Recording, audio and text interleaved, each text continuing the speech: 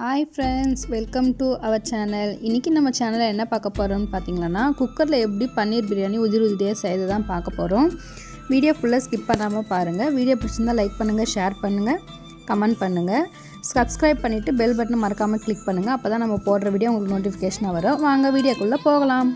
பன்னீரை இந்த மாதிரி குட்டி குட்டியா கட் பண்ணி எடுத்துக்கணும். இது கூட பெப்பர், சால்ட், சில்லி பவுடர் சேர்த்து நல்லா மிக்ஸ் பண்ணி விட்டுக்கலாம். மிக்ஸ் பண்ணி விட்டுட்டு இப்போ இதை நம்ம ஒரு பேன் வச்சு எண்ணெய் தாராளமாக விட்டு இதை ட்ரை ரோஸ்ட் பண்ணி எடுத்துக்கணும். அடுப்பை சிம்மில் வச்சுக்கோங்க. ஜாஸ்தியாக வச்சிங்களன்னா பன்னீர் வந்து ரப்பர் மாதிரி ஆகிடும். அதனால் ஸ்லோவில் வச்சு ட்ரை ரோஸ்ட் பண்ணி எடுங்க. இந்த பன்னீர் பிரியாணிக்கு தேவையான இன்க்ரீடியன்ஸ் எல்லாம் நான் டிஸ்கிரிப்ஷனில் கொடுத்துருக்கேன். வேணும்னா செக் பண்ணி பார்த்துக்கோங்க. பாருங்கள், இந்த மாதிரி இருக்கணும். இது சைட் பை சைடாக இருக்கட்டும். வாங்க இப்போ நம்ம பிரியாணி எப்படி செய்யுதுன்னு பார்க்கலாம். இப்போ ஒரு குக்கர் வச்சு தேவையான அளவு எண்ணெய் விட்டுட்டு ஹோல் ஸ்பைசஸ் எல்லாம் சேர்த்து நல்லா மிக்ஸ் பண்ணி விட்டதுக்கப்புறம் 2 வெங்காயம் கட் பண்ணி சேர்த்துக்கலாம். வெங்காயம் நல்லா கோல்டன் கலரில் வரணும்.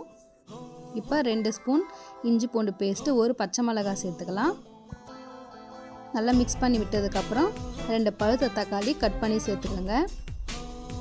பச்சை வாசனை போனதுக்கப்புறம் 1 கைப்பிடி புதினா, 1 கைப்பிடி கொத்தமல்லி சேர்த்து நல்லா மிக்ஸ் பண்ணி விட்டுக்கலாம். கலருக்காக காஷ்மீர் சில்லி பவுடர் 1 ஸ்பூன் சேர்த்து நல்லா மிக்ஸ் பண்ணி விடுங்க. நல்லா மிக்ஸ் பண்ணி விட்டதுக்கப்புறம் 1 ஸ்பூன் தயிர் சேர்த்து நல்லா மிக்ஸ் பண்ணி விடுங்க.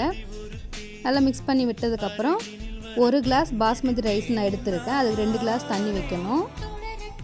இப்போ தண்ணி ஊற்றி நல்லா கொதி வந்ததும் நம்ம ஊற வச்ச பாஸ்மதி ரைஸை இது கூட சேர்த்து நல்லா மிக்ஸ் பண்ணிவிடலாம். உப்பெல்லாம் செக் பண்ணிக்கோங்க. செக் பண்ணிவிட்டு அரிசியும் தண்ணியும் லெவலாக கொதித்து வரணும். இப்போ இந்த கொதித்து வர டைமில் நம்ம ட்ரை ரோஸ்ட் பண்ணி வச்சுக்கிற பன்னீரை சேர்த்து நல்லா மிக்ஸ் பண்ணி விட்டுக்கலாம். இப்போ குக்கர் மூடி ஹை ஃப்ளேமில் 2 விசில் விட்டு எடுத்திங்களன்னா சுட சுட பன்னீர் பிரியாணி ரெடி. நீங்களும் செஞ்சு பாருங்கள். செஞ்சு பார்த்துட்டு எப்படி இருந்துச்சுன்னு சொல்லிட்டு கமெண்ட்டில் சொல்லுங்கள். பாருங்கள், நல்லா உதிரியாக வந்திருக்கு.